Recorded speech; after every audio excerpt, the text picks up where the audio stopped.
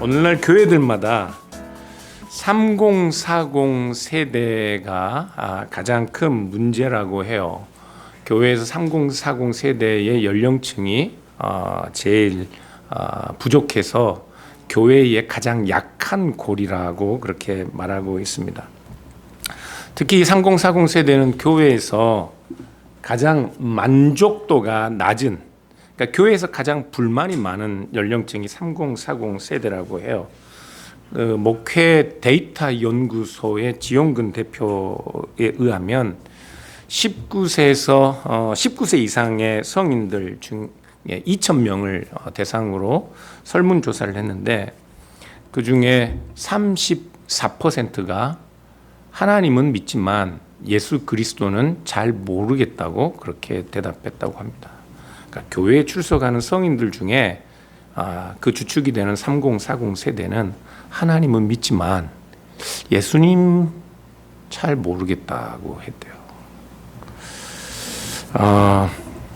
저는 목사로서 그 데이터를 보면서요, 교회의 인원이 줄고 3040 세대가 주는 것보다 더 위험한 것은, 더 염려스러운 것은 교회가 서 있는 신앙의 토대, 기독교인들이 믿는 신앙 고백의 내용이 우리 신앙에서 중요한 것으로 여겨지지 않는 것, 신앙의 토대가 흔들리고 있는 것이 훨씬 더 심각한 교회의 위기라는 생각이 들었습니다. 사람들이 하나님을 믿는데 성경이 가르치는 대로 교회가 지금까지 함께 고백해 왔던 방식으로 예수님을 믿지 않는 거예요. 그렇게 믿는 것이 어려운 시대가 되었습니다.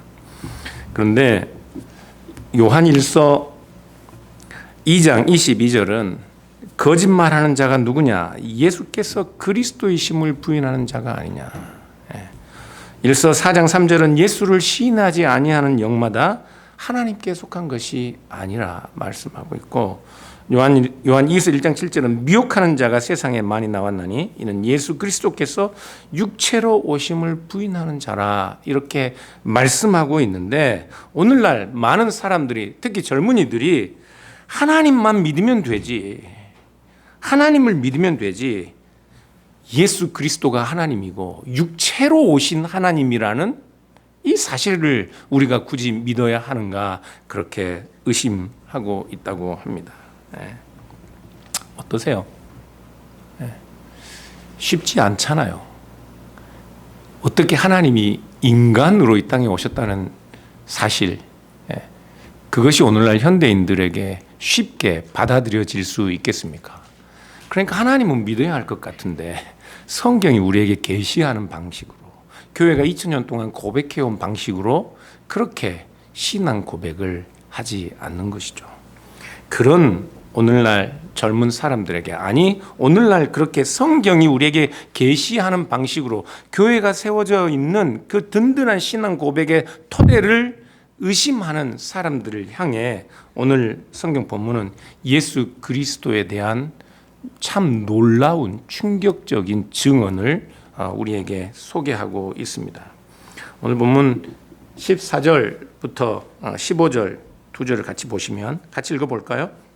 말씀이 육신이 되어 우리 가운데 거하심에 우리가 그의 영광을 보니 아버지의 독생자의 영광이요 은혜와 진리가 충만하더라. 요한이 그에 대하여 증언하여 외쳐 이르되 내가 전에 말하기를 내 뒤에 오시는 이가 나보다 앞선 것은 나보다 먼저 계심이라 한 것이 이 사람을 가리킴이라 하니라. 네, 아멘. 당시 헬라어를 사용하던 헬라 문화권에 있던 이방인들은 그들의 학문, 그들의 과학, 그들의 종교는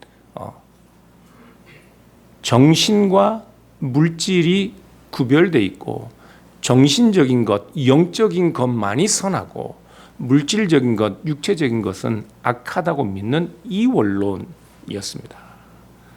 그 당시의 이원론은 헬라어를 사용하는 헬라 문화권 이방인들에게는 과학이고 종교였습니다. 그런데 지금 이 헬라 이방인들이 가장 최고의 선으로 여기는 정신, 영적인 것, 그것을 가리키는 헬라 단어 로고스, 우리 성경에는 말씀으로 번역되어 있는데 그 로고스가 최고의 선이 어떻게 되었다고요? 육신으로 이 땅에 오셨다고 말씀하고 있습니다. 그러니까 영적인 것이 최고로 선하고 물질적인 것, 육체적인 것은 가장 악하고 저급하고 불완전한 것인데 그렇게 믿는 헬라 이원론에 사로잡혀 있는 이방인들을 대상으로 지금 사도 요한이 가장 최고의 선인 정신, 이성, 로고스가 영적인 것이 가장 저급한 물질, 육체가 되어 오셨다고 말씀하고 있다고요. 여기서 육체가 되었다는 이 말씀은 정신이 로고스가 인간의 몸을 취했다, 선택했다라는 그런 표현이 아니고 육체가 되었다는 표현입니다.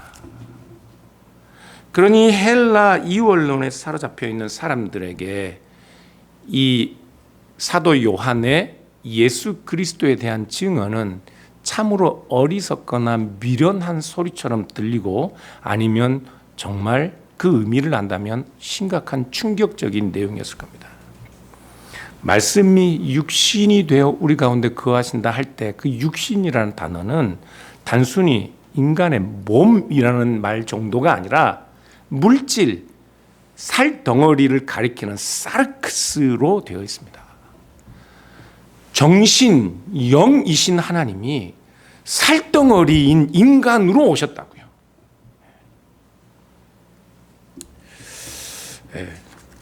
여러분, 과학을 믿는, 과학에 대한 신념이 강한 사람, 아니면 종교적인 신념이 강한 사람, 누구의 신념이 더 강할까요? 종교적인 신념. 오늘날 우리는 과학을 다 알고 달에 화성에까지 로켓을 보내는데, 그렇죠? 그런데 오늘날 여전히 지구가 평면이라고 믿는 지구 평면설을 주장하는 사람들이 있습니다. 그런데 고대 사회 이 헬라 이방인들에게 이 이원론은 철학, 과학이었어요. 뿐만 아니라 그보다 더 이것은 신적인 존재에 대한 종교적인 진리를 담고 있었습니다. 그러니까 과학이기도 하면서 종교이기도 했는데 지금 사도 요한이 말씀하는 말씀이신 그리스도, 영이신 참으로 완전하신 하나님의 말씀이 살덩어리인 육체, 가장 저급한 물질을 입었다고 말씀하고 있으니 이 표현이 헬라어를 사용하는 그 당시 헬라 이방인들에게는 오늘날 과학에 대한 철저한 신념을 가지고 있는 사람들이 예수님을 믿기 어려워하는 것보다 훨씬 더 어려운 일이었다고요. 훨씬 더 어려운 일이었습니다. 우리는 오늘날 현대인들은 옛날 사람들, 고대인들이니까 하나님이 인간의 몸을 입고 오셨다고 믿는 것 어려운 일 아닐 거야 라고 생각할 수 있습니다. 아니요. 그 당시 사람들에게도 그들의 삶과 그들의 운명을 결정짓는 그들의 모든 삶을 헌신할 만한 학문, 이론, 종교가 있었다고요. 그 당시 헬라 이방인들에게는 이원론이 그들의 종교이고 학문이었고, 오늘 우리가 과학을 믿듯 그 당시 그 사람들에게는 그 이원론에 의해서 예수 그리스도가 몸을 입으신, 물질을 입으신 하나님이라는 사실을 결코 쉽게 받아들일 수 없었던 것입니다. 그런데 여러분, 만일 하나님께서 이 세상을 창조하시고요, 하나님이 보시기에 창조하신 이 물질 세계가 아름답다, 좋다 하셨다면 물질 자체가 악한 것이 아닙니다. 물질 자체가 악한 것이 아니에요. 오늘날 물질을 입고 있는, 육체를 입고 있는 우리가 어쩔 수 없이 사망에 굴복하고 죽게 되는 것은 물질이 악하기 때문이 아니라 우리의 죄 때문에 하나님과의 교제가 단절되어 있기 때문에 우리가 이미 죽은 상태이기 때문에 우리의 육체가 사망에 굴복하게 되는 거라고요. 물질 자체가 악하기 때문이 아닙니다. 그렇기 때문에 말씀이신 하나님께서 자신의 피조물들처럼 죄 없는 육체로 물질을 입고 이 땅에 오셨다는 것은 하나님이 불완전한 존재가 되었다는 것, 악한 존재가 되었다는 것을 의미하는 것이 아니라 하나님이 자기가 지으신 피조물, 하나님이 사랑의 대상으로 창조하신 그 피조물들과 함께 교제하기 위하여 그들과 동일한 자리로 오셨다는 하나님의 사랑의 역사에 대한 가장 확실하고 명확한 증거가 되는 것이라고. 하나님이 우리와 정말로 친밀한 교제를 이루시기 위하여 하나님이 우리와 동일한 다만 죄가 없는 물질, 육체를 입고 이 땅에 오신 것입니다. 네. 그래서 말씀이신 하나님께서 사람이 되어 인간의 몸을 입고 이 땅에 오셨다는 이 사실만큼 가장 확실하게 하나님 자신을 드러내고 계시하는 일이 없습니다. 이 사실만큼 구체적이고 명확한 하나님의 자기 표현, 자기 계시가 없다고요. 그래서 예수 그리스도야말로 하나님에 관한 가장 궁극적이고 완성된 계시라고 말할 수 있습니다. 오늘 14절 하반절에 우리가 그의 영광을 보니 아버지의 독생자의 영광이요 은혜와 진리가 충만하더라 이렇게 말씀하고 16절 18절에서 계속해서 그 내용을 설명하는데 같이 한번 읽어볼까요? 같이 읽겠습니다. 우리가 다 그의 충만한 데서 받으니 은혜 위에 은혜로라. 율법은 모세로 말미암아 주어진 것이요 은혜와 진리는 예수 그리스도로 말미암아 온 것이라. 본래 하나님을 본 사람이 없으되 아버지 품속에 있는 독생하신 하나님이 나타내셨느니라. 네. 16절은 우리가 다 그의 충만한 데서 받으니 은혜 위에 은혜로라 이렇게 말씀하고 있는데 학자들이 대부분 이 말씀을 바르게 해석하면 우리가 다 그리스도의 충만함으로부터 은혜 대신에 또 다른 은혜를 얻는다 이렇게 해석합니다. 은혜 대신에 또 다른 은혜라니요. 구약 성경을 보면 하나님께서 이스라엘 백성들에게 말씀하십니다. 말씀은 하나님이 이스라엘 백성들을 향한 자기 표현이에요. 우리가 서로 교제하기 위해서는 상대방에게 나를 표현하고 드러내야 하지 않습니까? 그럼 하나님이 어떻게 하셔요? 자기 백성들에게 말씀하시죠. 그런데 구약의 하나님께서 주신 은혜로운 말씀이 뭐였습니까? 모세에게 주신 율법이었습니다. 하나님께서 이스라엘 백성들에게 자기 자신의 뜻을 말씀하여 하물며 돌에까지 기록하셨으니 모세에게 준 율법도 하나님이 주신 은혜였습니다. 그러나 그 은혜는 모두 예수 그리스도를 가리키는 미완성의 계시였어요. 모세를 통해서 온 율법도 하나님의 은혜였지만 그것이 온전한 은혜이기 위해서는 그 율법이 가리키고 그림자처럼 가리키고 있는 예수 그리스도, 그 예수 그리스도로 말미암아 구약의 율법도 은혜가 되는 것이라고요. 그래서 예수 그리스도가 오셨으니 예수 그리스도는 구약의 그림자처럼 우리에게 주어진 그 은혜를 대신한 완전한 은혜가 그리스도의 충만함으로부터 우리에게 온다고 말씀하고 있습니다. 그래서 구약의 은혜는 그리스도를 예언하고 가리키는 모형이었는데 이제 마침내 그 실체이신 예수 그리스도가 오셨어요. 히브리서 1장 1절 2절에 히브리서 기자는 이렇게 말씀하고 있어요. 옛적의 선지자들을 통하여 여러 부분과 여러 모양으로 우리 조상들에게 말씀하신 하나님이 이 모든 날 마지막에는 아들을 통하여 우리에게 말씀하셨다.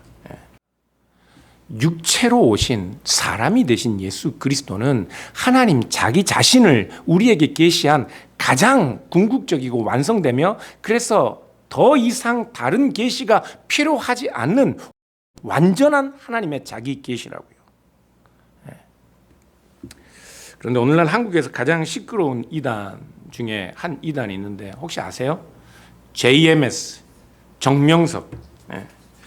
그는 성경에 나오는 이 인간 예수는 삼위일체 하나님의 아들과 동일한 예수가 아니라고 말합니다. 동일한 존재가 아니라고. 이 인간 예수는 그냥 인간일 뿐이에요. 영이신 로고스이신 하나님의 아들이 그냥 이 아들에게 영적으로 임한 겁니다.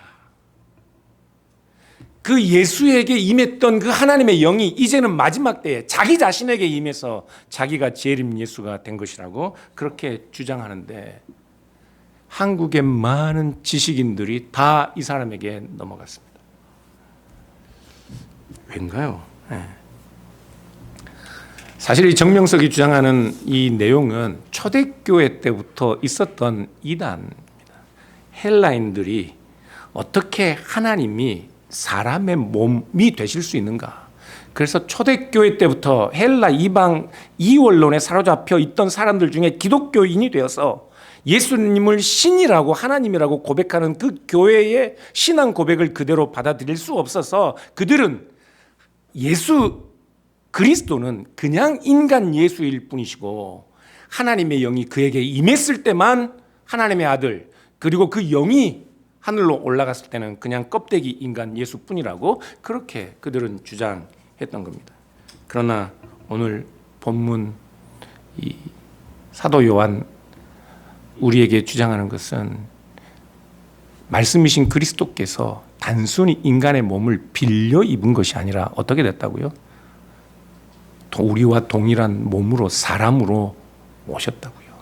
사람이 되어 오셨다고 말씀하고 있습니다. 성경 우리에게 이 예수 그리스도에 증언하면서 예수 그리스도를 아버지의 독생자라고 말하는데요. 이 헬라어 이 독생자 모노게네는 요한복음에서는 내가 유일하게 사랑을 쏟을 대상을 가리키는 단어입니다. 그러니까 무엇보다 사랑하는 특별한 존재를 가리킬 때 독생자라는 단어를 써요. 그 성경을 보면 히브리서에서 이삭을 가리킬 때 아브라함의 독자라고 말하는데 이삭이 아브라함의 독자인가요? 독자예요? 또 이 눈을 이렇게 돌려봐야 생각이 나죠. 네, 이삭의 형이 있었죠. 이스마엘. 이삭은 독자가 아니에요. 그럼에도 불구하고 이삭을 아브라함의 독자라고 말하는 것은 아브라함이 유일하게 하나님과의 언약 안에서 관심을 갖고 정성을 쏟고 사랑을 쏟는 유일한 대상이라는 의미에서 독생자, 독자라고 그렇게 사용하고 있는 거예요. 그래서 예수 그리스도는 하나님이 이 세상의 무엇보다도 그 어떤 대상과 어떤 존재보다도 하나님이 유일하게 사랑하는 특별한 존재라는 의미로 하나님의 아버지의 독생자라고 말씀하고 있고 계속해서 아버지의 품속에 계시던 독생자 하나님이라고 말씀하고 있습니다. 아버지의 품속에 계시던 유일한 하나님의 사랑의 대상.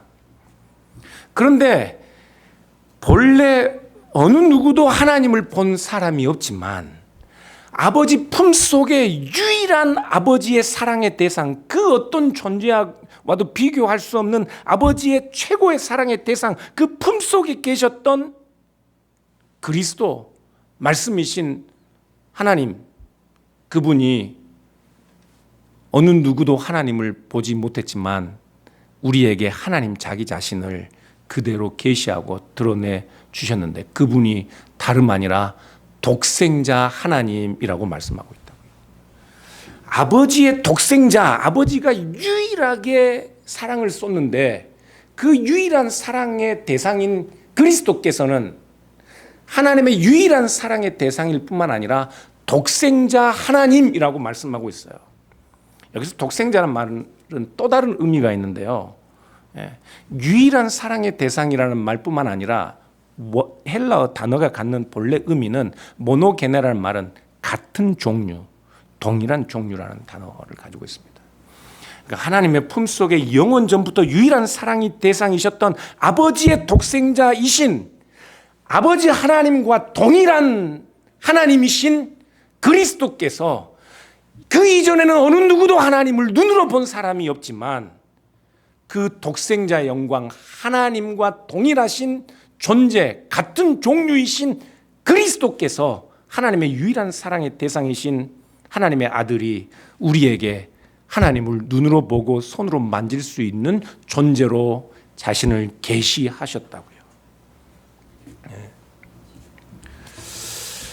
여러분, 예수 그리스도는 영원 전부터 하나님의 품속에서 하나님과 동일한 존재로 영원한 사랑의 유일한 대상으로 계셨던 하나님이십니다. 그런데 그 하나님이 육체, 세상의 모든 사람들이 물질을 저급한 것으로 여겨서 감히 그 하나님이 최고의 선하신 완전한 존재가 살덩어리인 인간의 몸을 입고 인간의 몸으로 이 땅에 오셨다는 사실을 도저히 받아들일 수 없는 그런 이 세상에 실제로 사람의 모습으로 사람이 되어 오셨습니다. 사랑하는 여러분, 어떻게 이것이 가능할까요? 어떻게 기독교는 이렇게 이 세상의 이성, 종교, 철학으로는 감히 받아들이고 용납할 수 없는 이 교리를 예수 그리스도가 하나님이라는 사실을 고백할 수 있게 되었을까요? 도대체 어떻게요? 예수님은 갈릴리 가나안 목수의 아들로 태어나셨습니다. 예수님은 나중에 십자가 위에 못 박혀 죽으십니다. 아니 도대체 이런 특별할 것 없는 인간 예수가 도대체 어떻게 하나님으로 하나님과 동등한 영원 전부터 하나님의 품속에 함께 계셨던 유일한 하나님, 아니 세상에 어느 누구도 지금까지 하나님을 볼 사람이 없었지만 이 예수를 보면 하나님 그분을 보는 존재로 교회와 모든 사람들이 신앙 고백할 수 있게 되었을까요? 도대체 이 믿음은 그렇게 쉬운 믿음이었을까요? 불가능한 믿음이었습니다. 예수 그리스도가 정말로 하나님과 동등한 분으로 인정받는 일이 일어나기 전까지는 그분이 십자가에 죽으신 예수가 실제로 살아나신 겁니다. 안 믿어지죠? 여러분, 대부분 종교의 창시자가 죽으면 그 무덤은, 종교의 창시자의 무덤은 순례지가 됩니다. 종교의 창시자가 죽으면 우리가 예를 들어 공자의 무덤이 어딘지, 석가모니의 무덤이 어딘지 그것을 찾아서 모든 사람들이 성지순례하듯 그렇게 그곳을 아주 거룩한 성스러운 것으로 여깁니다. 기독교는 무덤이 없습니다. 예수님의 무덤이 있었습니다. 그러나 그 무덤이 비어 있었다고요. 비어 있었습니다. 안 믿어지죠. 그래요. 안 믿어져요. 사랑하는 여러분, 2000년 전에 지금 이 요한복음을 읽고 있던 헬라인들은 여러분들이 지금 이 사실을 믿는 것보다 훨씬 더 믿는 것이 어려웠습니다. 예수님을 사람의 몸을 입고 오신 하나님으로 고백하는 것, 그것은 그 당시엔 불가능한 일이었습니다. 도대체 어떻게 이 믿음이 이런 일들이 일어났을까요? 아니 그렇다면 정말로 하나님은 왜 자기 품속에 영원한 사랑의 대상이신 그 하나님의 아들을 이 땅에 사람의 모양으로 보내셨을까요? 왜 사람이 되어 하나님의 아들이신 그리스도는 오셔야 했을까요? 왜죠? 네, 우리를 위해서. 하나님이 사랑이시기 때문에 그렇습니다.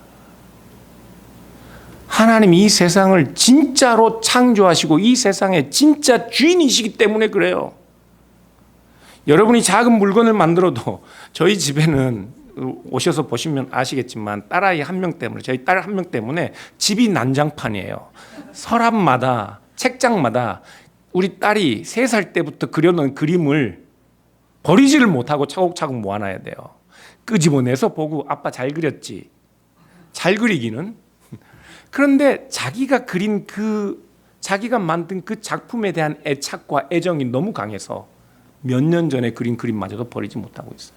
하나님이 세상을 만드셨다면, 정말로 하나님이 계신다면, 정말 사람들이 생각하는 것처럼 하나님을 믿는 것은 뭐 할 수 있겠는데 예수 그리스도는 모르겠어. 좋습니다. 정말로 하나님이 계신다면, 그 하나님이 이 세상을 만드셨다면, 그 하나님이 진짜로 이 세상을 만드셨다면, 이 세상은 하나님이 사랑이시기 때문에 사랑하지 않으면 안 되는 하나님의 사랑의 대상으로 존재하는 거예요.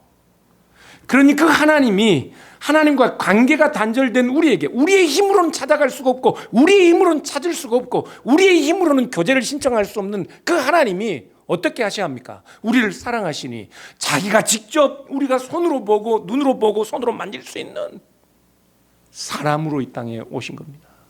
하나님이 사랑이시기 때문에요. 사랑이시기 때문에 어떻게 그리스도를 알지 못하고, 그리스도가 이 세상에 오신 하나님이라는 사실을 우리가 알지 못하고 하나님을 믿을 수 있겠냐고요. 불가능한 일입니다.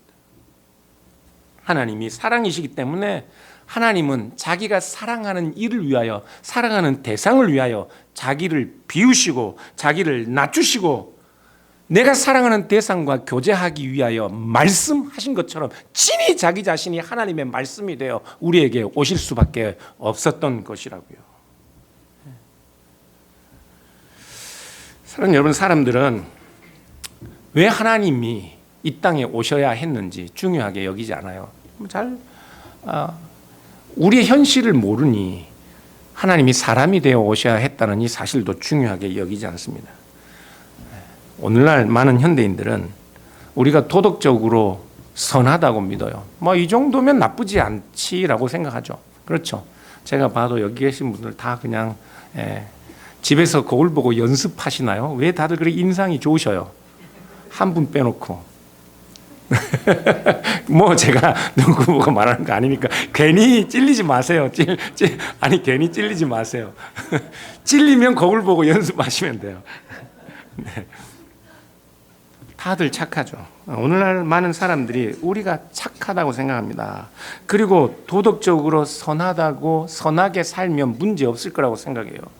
우리가 뭐 특별히 사람을 죽이는 것도 아니고 일부러 사람을 괴롭히는 것도 없고 사람을 때리거나 뭐 일부러 사기를 치거나 속이지 않으니까 우리는 다 착한 것 같아요.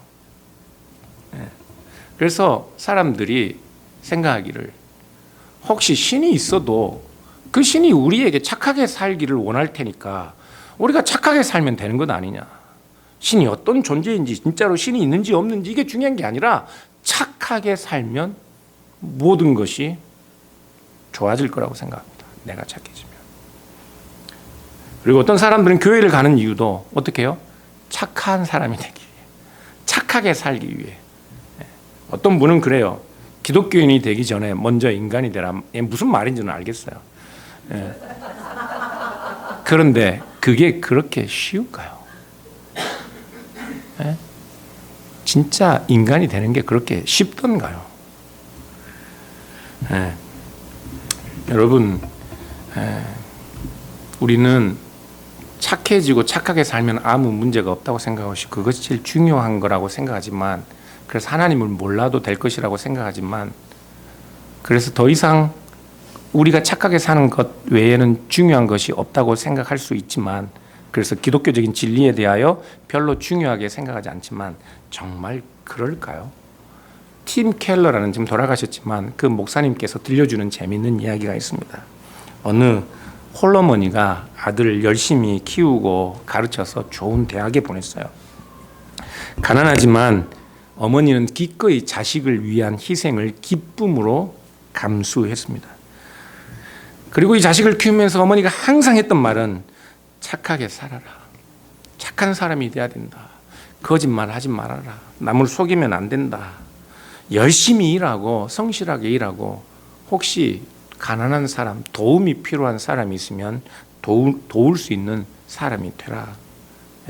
마침내 이 아들이 훌륭한 대학을 졸업하고 좋은 직장에 취직해서 어머니와 분가해서 멀리 나가 살게 되었습니다. 그런데 이 아들이 어머니에게 전화하거나 어머니와 대화하고 어머니를 방문하는 일이 없습니다. 가끔 생일 카드는 보내고 정해진 용돈 정도는 보내지만 집을 방문해서 어머니와 시간을 보내는 일이 없어요. 어때요? 이 아들이 괘씸한가요? 뭔가 조금 석연찮죠? 뭔가 답답하죠? 근데 이 아들은 어머니 말씀대로 살고 있어요.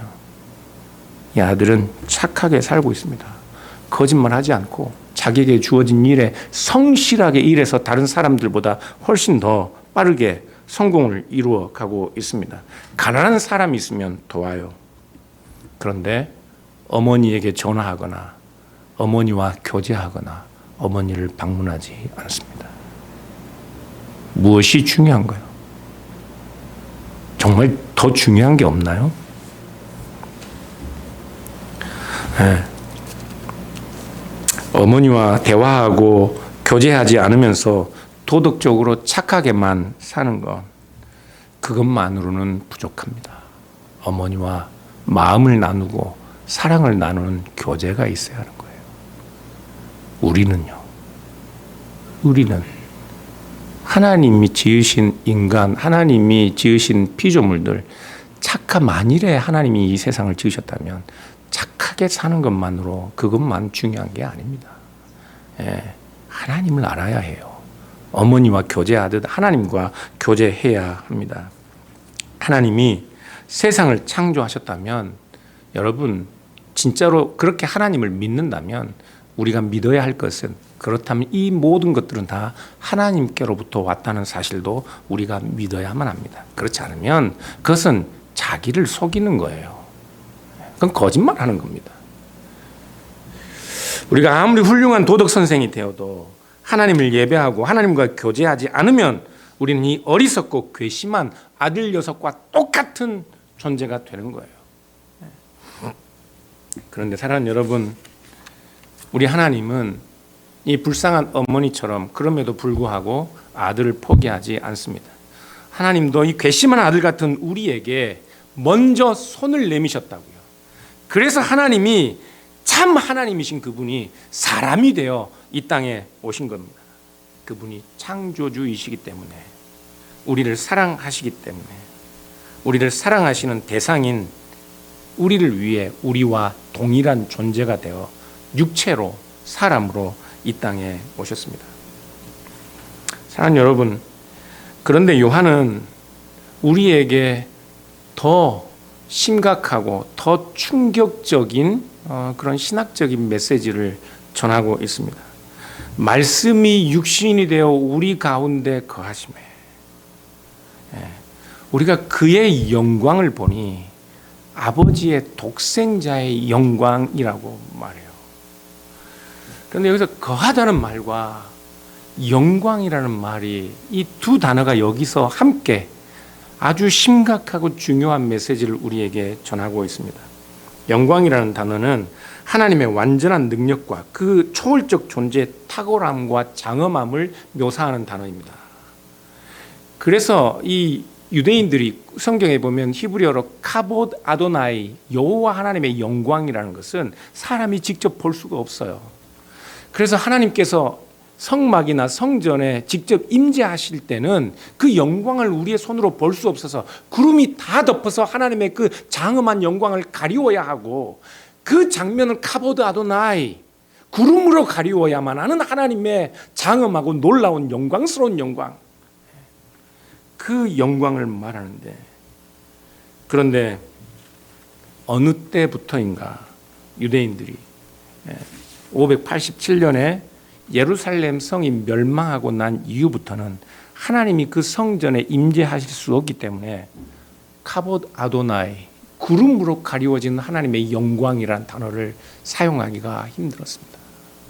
이스라엘 백성들은 바벨론으로 포로로 끌려가, 그래서 그때부터 그들이 사용하던 하나님의 영광은 쉐키나라는 단어를 사용하였습니다. 이 쉐키나라는 단어는 천막을 치다, 거주하다라는 이런 단어인데, 하나님의 영광이 이제 바벨론 포로로 잡혀간 유대인들에게 하나님의 영광은 그 눈으로 볼 수 없는 장엄한 영광이 아니라 포로로 잡혀간 자기 백성들 따라서 그곳에 천막을 치신 하나님의 영광으로 묘사되기 시작했습니다. 그래서 탈무드에는 이 유대인들이 유배를 떠난 바벨론에 쉐키나 하나님의 영광도 그들과 함께 계셨다, 이렇게 언급하고 있기도 합니다. 그래서 쉐키나 하나님의 영광이란 말은 지금 말씀이 육신이 되어 우리 가운데 거하심에 할 때 그 거하다는 단어가 샤칸, 히브리어로 쉐키나와 동일한 단어인데, 지금 그 우리 가운데 거하신 하나님의 영광은, 사람의 몸을 입고 이 땅에 오신 하나님의 영광은 포로로 잡혀간 소망 없는 죄와 비참 가운데 있는, 무지와 흑암 가운데 있는 그 백성의 자리까지 따라가 그곳에 자기 자리를 펴신 하나님의 영광을 가리키는 영광이었습니다. 하나님께서 그렇게 무지와 흑암 가운데 있는 우리의 자리까지 오셔서 마치 하나님의 천막을 치시듯 우리 가운데 계신 것처럼 하나님이 인간의 몸으로 이 땅에 오신 것이죠. 그런데 하나님이시지만 그 거룩하신 하나님의 영광이 우리 가운데 버림받은 피조물들 가운데, 죄와 비참 가운데 있는 소망 없는 인류 가운데 오신 하나님의 영광, 그것이 성경이 말하는 하나님의 독생자, 독생하신 하나님의 영광으로 우리에게 계시되고 있다면, 사랑하는 여러분, 우리의 영광은 어디에서 찾아야 하는 겁니까? 우리의 영광은 어디에 있는 겁니까? 어디에 있어요? 여러분은 언제 영광스러워질 수 있습니까? 1986년에 노벨 평화상을 수상한 엘리 비첼이라는 사람이 있습니다. 이분은 유대인인데 아우슈비츠 수용소에서 살아남은 사람들 중에 한 분이에요. 그가 수용소에 있을 때 13살 소년이 어른 2명과 함께 수용소를 탈출해 도망가다가 붙잡힙니다. 그래서 교수대에 올라서 교수형을 당해요. 그 수용소 소장이 신호를 주니까 이 세 사람이 달려 있는데, 어른 2명과 어린아이가 달려 있는데, 시간 얼마 지나지 않아서 어른 2명은 파랗게 이 변색된 얼굴로 혀를 내밀고 그렇게 죽어 있는데, 그 옆에 13살짜리 어린아이는 아직도 창백해진 얼굴로 발을 버둥거리며 그렇게 몸부림을 치고 있습니다. 그때 엘리 비첼은 자신의 마음속 깊은 곳에서 들려오는 소리를 들었다고 합니다. 나는 저기 저 소년, 세상에 버림받은 비참한 불쌍한 소망 없는 저 자리에 저 아이와 함께 있다. 가슴속 깊은 곳에서 들었다고 합니다. 사랑하는 여러분, 그 영광스러운 하나님, 하나님의 품속에서 유일한 하나님의 대상이셨던 그 독생하신 하나님이 이 땅에 오셨습니다. 왜요? 무엇을 위해서요? 어떤 영광을 얻으시기 위해서? 하나님이 사랑하는 하나님의 피조물들이 저 소망 없는 자리에서 러시아, 우크라이나, 이스라엘, 팔레스타인, 이란, 남과 북, 이 세상에 소망 없는, 서로가 서로를 죽이고 살육하는 이 비참한 자리에 오셔서 우리 주님도 그 자리에서 나의 하나님 어찌하여 나를 버리셨나이까, 그 자리로 오셨다. 그것이 하나님의 영광, 샤키나의 영광이라고 성경은 우리에게 말씀하고 있습니다. 그런지 도대체 우리는 어디에서 그리스도인의 영광을 찾는 겁니까? 어디까지 높아져야 돼요? 어디까지 성공해야 됩니까? 어디까지 내 영광이 드러나야 합니까? 어떤 영광을 구해야 할지 너무나도 분명해집니다. 인간의 몸으로 이 땅에 오신 예수 그리스도, 그 쉐키나의 영광이 여러분의 삶 속에도 성령 안에서 함께 풍성하게 드러날 수 있기를 주님의 이름으로 축원합니다.